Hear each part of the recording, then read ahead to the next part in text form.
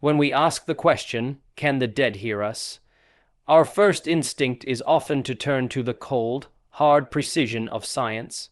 We want to know what is biologically possible. And if we look at this strictly through the lens of medicine and biology, the answer seems painfully final. We know that for a human being to process sound, a complex symphony of physical events must occur. Sound waves travel through the air, funnel into the ear canal, vibrate the eardrum, and move the tiny bones of the middle ear.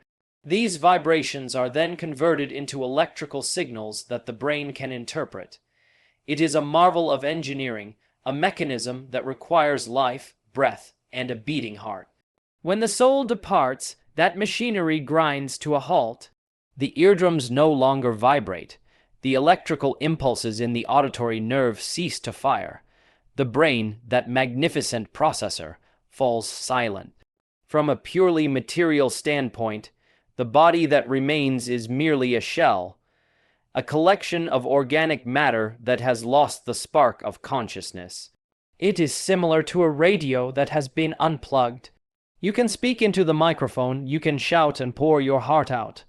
But if the device has no power, if the connection to the source is severed, the signal simply cannot be received.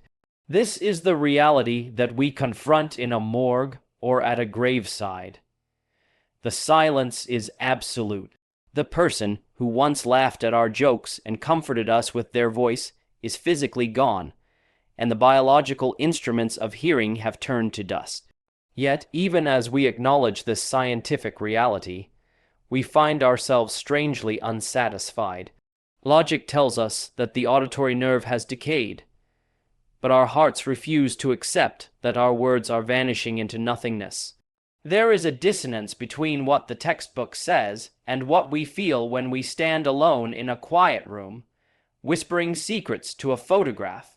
The biological explanation, while true, seems incomplete because it fails to account for the persistence of love. It suggests that the relationship is entirely severed by the cessation of breath. It reduces a human being, who was once a universe of thoughts and emotions, to a mere biological failure.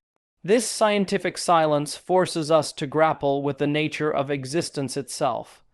If hearing is just mechanical vibration, then death is indeed the end. But if we suspect that there is more to us than just flesh and bone, then the silence of the body does not necessarily mean the silence of the person. We are left standing at the border where physics stops and philosophy begins. The biological shutdown is undeniable, but it is not necessarily the final word. It is merely the closing of a door, leaving us to wonder if, on the other side, someone is still listening. This biological reality, however, rarely stops us from speaking to those who have gone. We arrive at the second layer of this mystery, the profound act of speaking into the silence, not because we expect a physiological response, but because we are compelled by a deep psychological necessity. Think about the rituals we perform around death. They are not empty habits, they are the architecture of our grief. When we stand at the edge of a grave, the body lies before us, physically motionless, yet we speak. We whisper apologies we never got to say. We share news of a new grandchild. We plead for forgiveness, or we simply say, "I miss you." We do this despite the scientific fact that the eardrums before us can no longer vibrate. Why do we do it? We do it because the act of speaking is not just about the transmission of sound waves. It is about the externalization of the soul. When we lose someone, we are left with a tremendous amount of emotional energy that has nowhere to go. The love we felt for them is still there, burning hot and heavy, but the recipient is gone. If we kept all of that inside, it would consume us. So we speak. We use words as vessels to carry that love out of our bodies and place it into the universe. The grave becomes a focal point, a destination for our unresolved emotions. In many ways, the ritual of visiting a cemetery is less about the dead and more about the living. It is a therapy session without a therapist, a confession without a priest.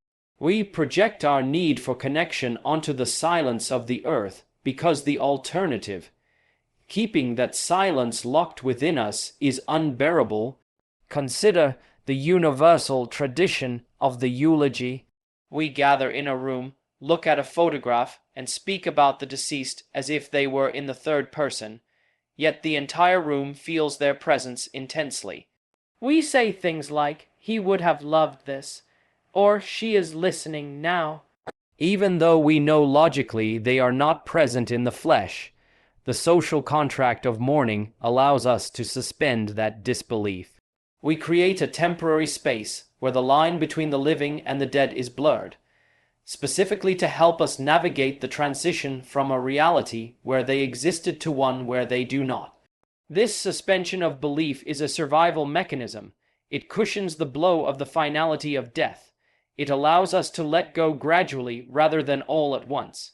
Furthermore, this practice of speaking to the dead serves a vital function in our own healing process.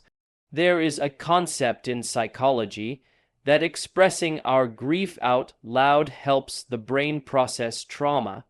When we verbalize our pain, we take abstract, chaotic feelings and give them shape through words. By speaking to the deceased, we are essentially having a conversation with our own memory of them. We are reinforcing the bond we shared, ensuring that despite their physical absence, the emotional relationship continues to evolve. We talk to them in our cars, we set a place for them at the dinner table on anniversaries, and we write letters we will never mail. These are not signs of delusion, they are signs of deep, enduring love. They are the ways we keep the relationship alive even when the person is gone. The silence of the dead forces us to become the ones who carry the dialogue. We become the storytellers, the keepers of the memory, and the voice for the voiceless. If we do not speak of them, if we do not speak to them, it feels as though a part of us has died with them. So, we continue the conversation unilaterally if we must, because it keeps the connection tethered to this world. We speak to the dead not because we have proof they can hear, but because we cannot bear the thought of them being forgotten or lost in the void. Our words are the lifeline that stretches across the divide, anchoring them to our hearts and anchoring us to our own humanity. Ultimately, speaking to the silence is how we find the strength to eventually accept a new reality. If you look beyond our personal rituals of grief and zoom out to examine the breadth of human history, you find that this belief in an active connection to the dead is not an anomaly. It is the universal rule. It is not confined to one specific region or one specific era. From the ancient civilizations that built pyramids to house their pharaohs in the afterlife, to the indigenous tribes that maintain sacred burial grounds, the story of humanity is written in belief that death is not a wall, but a veil. This is not merely a collection of superstitions. It is a testament to a shared, intuitive conviction that the bond between the living and the dead transcends physical separation. When we study these diverse traditions, we see that almost every culture has constructed a bridge over the chasm of death, insisting that the traffic of communication flows both ways. Consider the vibrant tradition of the Day of the Dead in Mexico. It is a profound spectacle of joy rather than sorrow. Families build intricate altars in their homes, adorning them with bright orange marigolds, the cempasúchil, which are believed to guide spirits back to the earthly realm. They place the favorite foods of the departed on the altar, set out cups of water, and leave toys for children who have passed. They do not do this just as a symbolic act of remembrance. They do it with the firm belief that the spirits of their loved ones are actually present, that they are consuming the essence of the food and sharing in the celebration. For those few days, the dead are not gone. They are guests at the table. The atmosphere is filled with music and laughter because the community truly feels they are in the presence of those who have gone before them. They hear the laughter of their ancestors in the rustling of the wind or the strumming of a guitar. Travel eastward, and you encounter the deep-rooted traditions of ancestor veneration found throughout China and other parts of East Asia. Here, the dead are treated as active members of the family who have simply moved to a different domain. In Confucian thought, death is a transition to a status where one has even more power to influence the lives of the living. Families maintain elaborate shrines, offering incense and food regularly, not just out of duty, but out of a genuine belief that the ancestors are listening and that their blessings are essential. For prosperity, there is a tangible sense of an ongoing conversation. If a family member falls ill or a business venture is about to launch, the ancestors are consulted. The burning of joss paper and the bowing before tablets are acts of communication. The underlying assumption is that the deceased retain their consciousness, their personality, and their interest in the welfare of their descendants. They are a silent parliament that guides the family from beyond. We see this same thread woven through the tapestry of the Abrahamic faiths as well.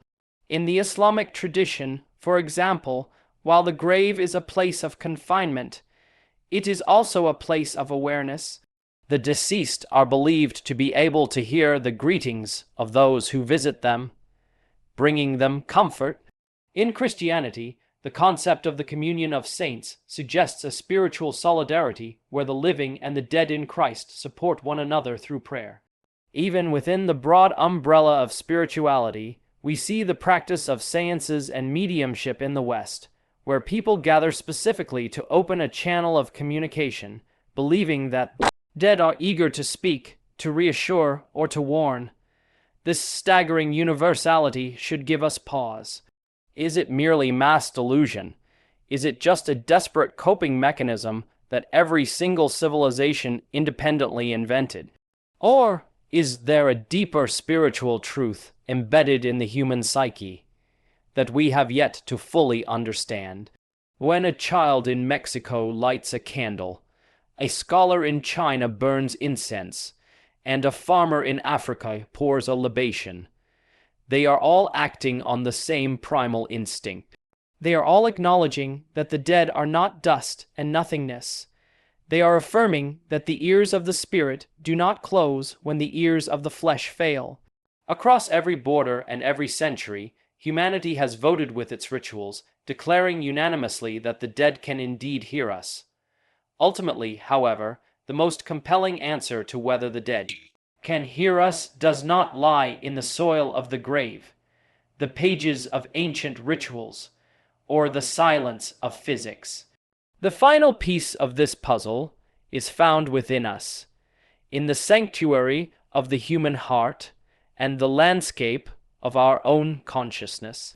When we ask if the dead can hear, we are often looking for a sound wave to return to us, but perhaps we are searching in the wrong place. The truth is that those who have passed on do not need physical ears to hear us, because they have become woven into the very fabric of who we are. Their voices are no longer external sounds that reach us from across a room. They have become the internal echo that guides our thoughts, shapes our decisions, and anchors our morality. Think about the moments in your life when you have faced a difficult choice, a crossroads where the path was unclear. In that moment of hesitation, who do you hear? You hear the voice of a father telling you to be patient, or the voice of a mother urging you to be brave. You hear the wisdom of a mentor or the playful encouragement of a lost friend. Those voices are not auditory hallucinations. They are the imprints of love and influence etched onto your soul. They have been internalized so deeply that they have become part of your own internal dialogue. When you ask yourself, what would they do? You are literally conversing with them. They are hearing your dilemma, and they are answering you through the reservoir of memory and character that they left behind. This is the most intimate form of hearing, not through the vibration of the eardrum, but through the resonance of the spirit. Furthermore, this internal echo extends beyond just psychological memory. It is biological and spiritual inheritance. We carry our ancestors in our DNA, in the curve of a smile, the color of our eyes, and the temperament that defines us. When a child inherits a talent for music from a grandfather who died before they were born, that grandfather is effectively speaking through the child's melody. Every time that child plays a note, the grandfather's legacy is heard. We are the continuation of their story. We are the pages on which their unfinished sentences are written. If we live a life of integrity, of kindness, and of purpose, we are validating everything they stood for. In this way, they hear our actions because their achievements are being multiplied through our existence. If we bring good into the world, we are amplifying the goodness they sowed, and the vibration of that goodness is the ultimate response to their presence in our lives. This perspective shifts the entire dynamic of grief. It moves us from a posture of hopeless longing to a posture of active responsibility. We realize that the dead are not passive spectators trapped in a silent void. They are active participants in our lives, provided we keep their memory alive through our actions. When we uphold a value they cherished, we are giving them a hearing. When we forgive an enemy because they taught us mercy, we are letting their voice be heard. When we raise our children with the same love and discipline that we received, we are broadcasting their voice to the next generation. The dead hear us every time we make a decision that honors their legacy. They hear us in the kindness we show to others, a kindness perhaps first shown to us by them. So, do the dead hear us? Yes, but not with ears made of flesh and bone. They hear us through the lives we live. They hear us in the echo of their own teachings, bouncing off the walls of our daily choices. As long as we carry them within us, as long as we love them and allow that love to transform us into better people, the connection remains unbroken. The silence of the grave is deceptive, for the real conversation is happening in the continuous, unending dialogue between our past and our future. They are not gone, they are simply dispersed, like light through a prism, into the spectrum of our own lives. We are their hearing, and we are their voice.